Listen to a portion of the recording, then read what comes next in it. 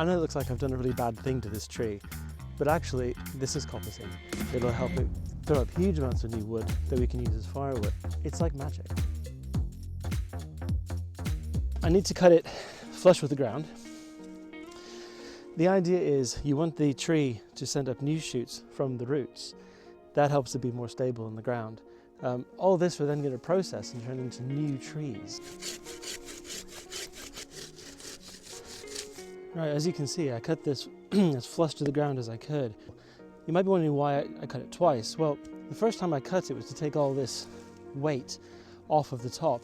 So when it came over, it might accidentally rip the bark, which would then lead to possible infection.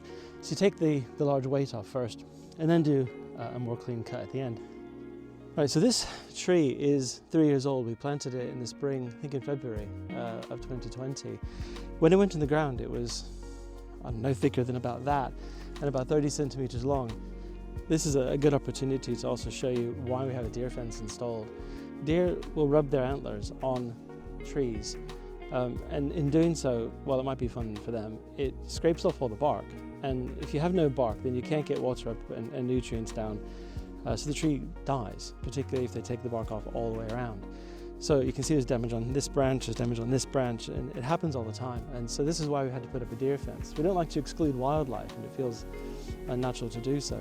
But if we want to have a woodland, then we can't have deer, at least not when the woodland is young. You can actually see the remnants of the original rod, which is here. Obviously, add that bit on, it was that far, sticking up above the ground. And this is what you get in 3 years. So next step is we need to process this, cut this all up into new rods, because we're going to use it to plant about 10,000 square meters of new coppice. So that's exciting.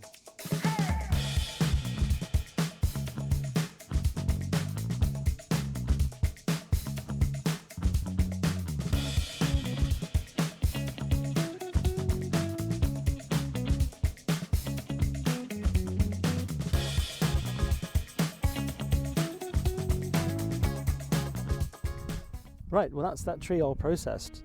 You can see we've got all these rods now. There's about 25 of them in here. This will turn into a whole new tree, and because they're all cut from one tree, they're in fact clones. So it's a way of having genetically identical offspring from whatever tree it is you're cutting from. These will just push in. Our soil's silt and clay, so they'll just push straight into the soil, no problem. When they get kind of the fatter ones, they can be a bit more effort, and I've cut a slope on the end so it'll help it to drive in, but we'll take along a lump hammer as well, because they might need a little manual encouragement to go in. But there you go, be 25 new trees in no time. Right, all these little tiny bits are no good for using as rods to plant new trees. They just bend if you try to put them in the soil. What we do with them instead is make something called a dead hedge, which is where you stack up all of the brash, this stuff, little twiddly bits, into something quite incredible. So this is our dead hedge. We created this a couple of years ago with branches from a big beech tree that fell down in a storm. You can see the stump of it perhaps over there. I just took some of the larger branches and got a mallet and drove them into the ground to form these sort of holders, sort of fence post affair if you like. Then we took all the branches and you kind of weave them in to sort of try to make the thing as tight-knit as possible. And it's fantastic for wildlife, fungi, invertebrates. You know, it's a really creative way of dealing with all the offcuts and brash that you get. You might also notice all of our tree tubes in the background. It's our new baby woodland. Right, here's a willow that we coppiced a couple of years ago.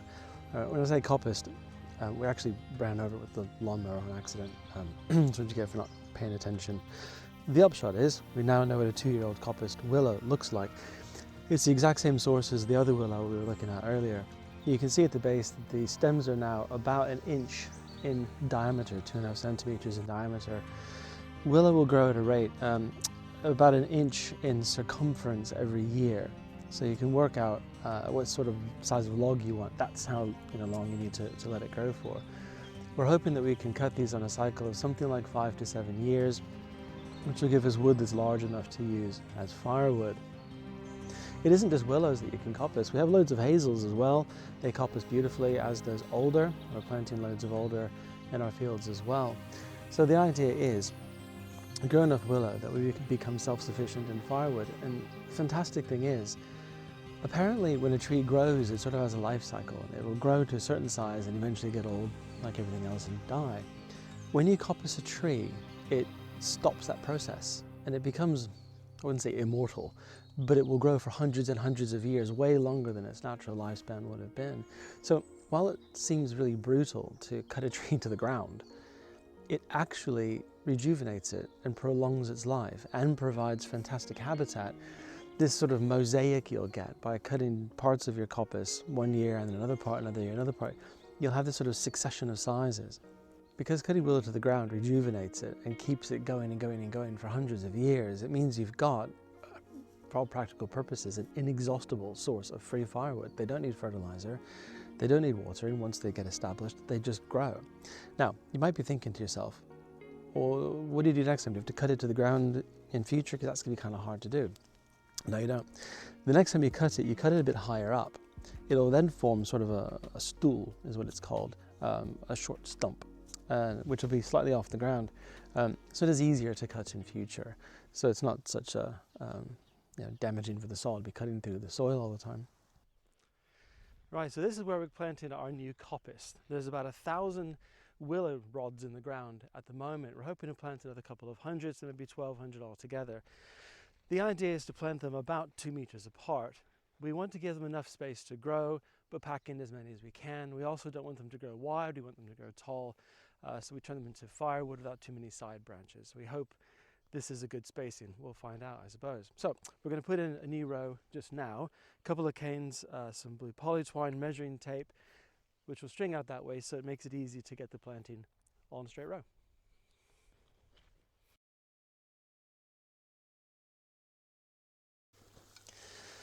This is one of the rods that I cut the other day from our nursery coppice.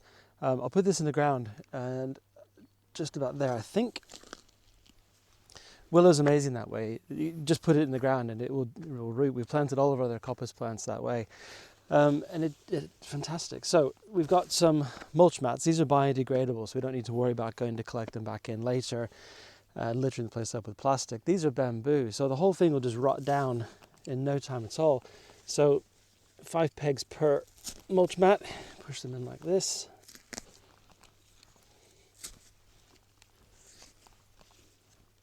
One in each corner, and then the 5th one is where the mulch mat overlaps. And that's it. They should grow beautifully. So I hope you enjoyed that.